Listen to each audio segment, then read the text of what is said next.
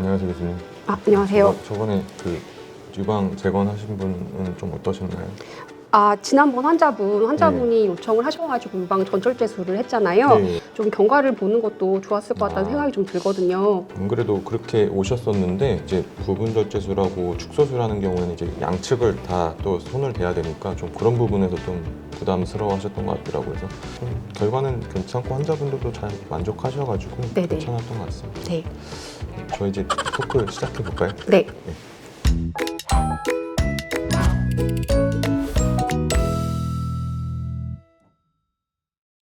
안녕하세요. 순천향대학교 서울병원 외과 이지연입니다. 안녕하세요, 성형외과 송우진입니다. 네, 일단은 유방외과 영역에서는 유방 양성종양부터 악성종양까지 다양한 이제 범위의 수술을 하는데요. 유방 양성종양 같은 경우는 주변을 밀고 자라기 때문에 그런 일이 없는데 악성종양 같은 경우는 침범해서 자라는 패턴이거든요. 그래서 이제 부분 절제를 하고 그리고 나서 이제 주변 조직을 모아서 유방의 변형이 없이 하는 것을 유방 보존술이라고 합니다. 이제 암 크기가 많이 유방에 비해서 크거나 하신 분들은 그 유방 보존술이 어렵고요. 그럴 때는 재건 수술이 반드시 필요하게 되는데 그럴 때 이제 성형외과랑 협진 수술을 하게 됩니다. 네, 일단 유방외과 입장에서는 암 치료를 좀 우선적으로 하기 때문에요. 성형외과에서 이런 미용적인 측면을 좀 만족시켜 주시기 때문에 좀 든든하게 수술하고 있는 것 같습니다. 보통 환자가 오게 되면은 이제 유방암 진단 받고 얼마 되지 않은 정신이 없는 상태에서 오는데 이제 그런 부분에 있어서 재건의 필요성과 재건이 어떻게 이루어지는지에 대해서 충분히 설명을 드리고요. 수술 결과도 만족스러워 하셔가지고 좋은 결과를 얻고 있습니다.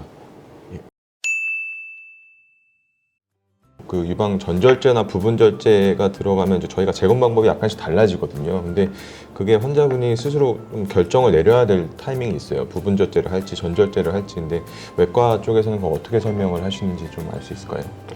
일단은 이제 부분 절제를 꼭 해야 된다, 전절제를 해야 된다라는 그런 명확한 기준이 있지는 않고요. 근데 부분 절제술, 그러니까 유방 보존술을 시행할 때는 방사선을 반드시 시행을 해야 되기 때문에요.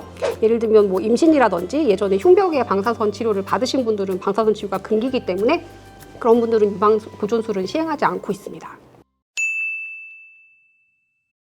전절제를 하게 될 경우에는 이제 유방 재건술의 방법은 크게 보형물로 재건하는 경우가 있고요.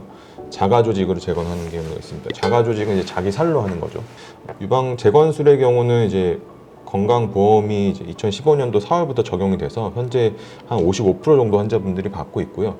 그 중에 75%가 보형물 재건을 선택하고 있습니다. 왜 더 많이 선택하냐를 따져보면은 일단 보형물 재건 자체의 장점은 수술 방법이 좀 간단하고 시간도 좀 훨씬 더 덜 걸리고 회복 시간도 빠르다는 장점이 있고요. 추가적으로 자기 살을 떼지 않기 때문에 다른 부분에 흉터가 남지 않는다는 그런 장점이 있습니다. 반면에 자가 조직 제거는 수술 시간이 좀 길다는 단점이 있고 흉터가 좀 길게 남습니다. 배나 등 쪽에서 조직을 주로 많이 사용하는데 자기 살로 하기 때문에 되게 좀 촉감도 자연스럽고 좋다는 장점이 있고 보형물 합병증으로부터 자유롭다는 그런 장점이 있어서 각각 그 비교를 해보시고 환자분이 선택을 하시는 편입니다.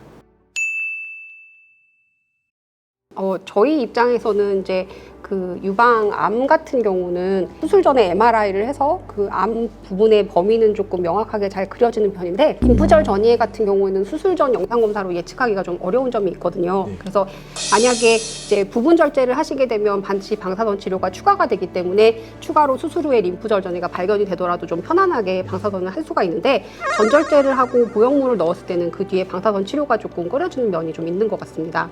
방사선을 하게 되면 일단 그 수술 재건하는 입장에서는 그게 되게 큰 위험 요인 중에 하나가 됩니다. 보형물 같은 경우에는 구형 구축이 뭐 20에서 70%까지 좀 증가한다는 보고도 있고요. 뭐 각 병원마다 좀 프로토콜은 다르겠지만 저희 같은 경우에는 보형물 대신에 조직 확장기를 먼저 써서 좀 일정 시간 동안 그 피부라든지 아니면 이런 흉터가 생기지 않도록 잘 확장을 하고 나중에 보형물로 교체하는 그 2차 수술을 하는 경우도 있고요. 만약에 부분 절제술을 말씀하신 요인들 때문에 선택을 하게 되면은 크게 옵션이 뭐 두 가지가 있는데 부분 절제술 같은 경우에는 그 전체 유방을 제거하는 것이 아니고 일부만 제거하는 거기 때문에 그 조그만 부분을 채워 넣기에는 보형물로는 힘들고요. 적은 조직인 등 조직을 이용하는 경우가 있었는데 요즘에는 이제 축소술, 유방 축소술을 통해서 좀 좋은 결과를 얻고 있거든요. 그거에 대해서 제가 말씀드리도록 하겠습니다.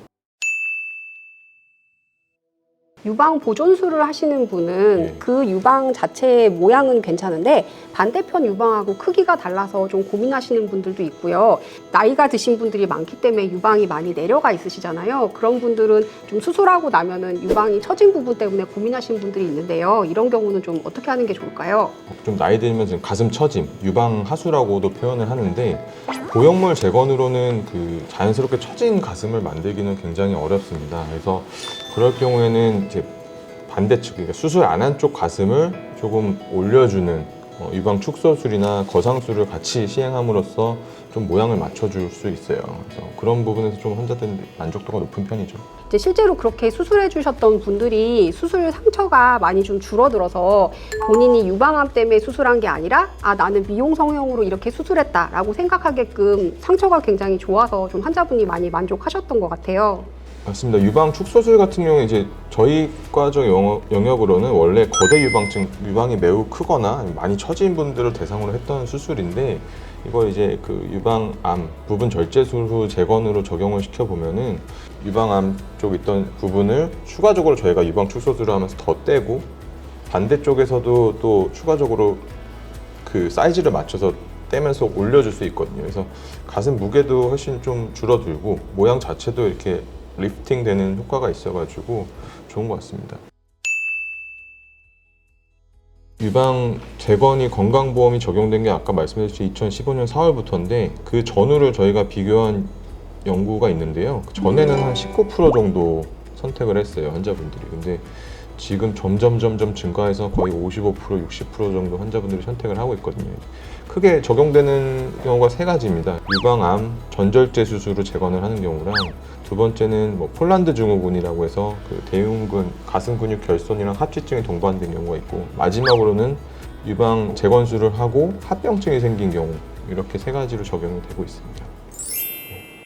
일단은 유방을 절제하는 범위라든지 내지는 재건하는 방법에 따라서 예후가 크게 달라지지는 않기 때문에요. 환자분의 선택지가 굉장히 넓습니다. 그래서 환자분이 원하시는 이제 모양이라든지 내지는 크기라든지 이런 것들을 좀 성형외과 선생님하고 상의를 해서 이제 오랫동안 생존하시면서 이제 오랫동안 만족하실 수 있는 방법을 찾으셨으면 좋겠습니다. 그리고 또 한 가지는 저희가 환자분들에게 선택을 좀 드리기 때문에 많이 고민들을 하시거든요. 그래서 수술 직전에 결정을 해서 직전에 협진을 드려도 늘 수술을 잘 챙겨주시기 때문에 좀 이 자리를 빌어 성형외과 선생님께 좀 감사를 드리고 싶습니다.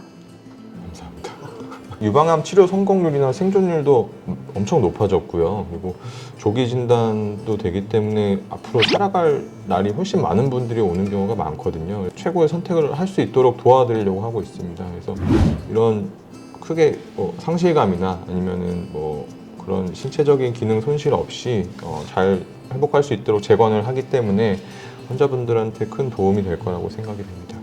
휴먼 러버 토크 여기까지 마무리하겠습니다. 교수님 수고 많으셨어요. 네, 감사합니다.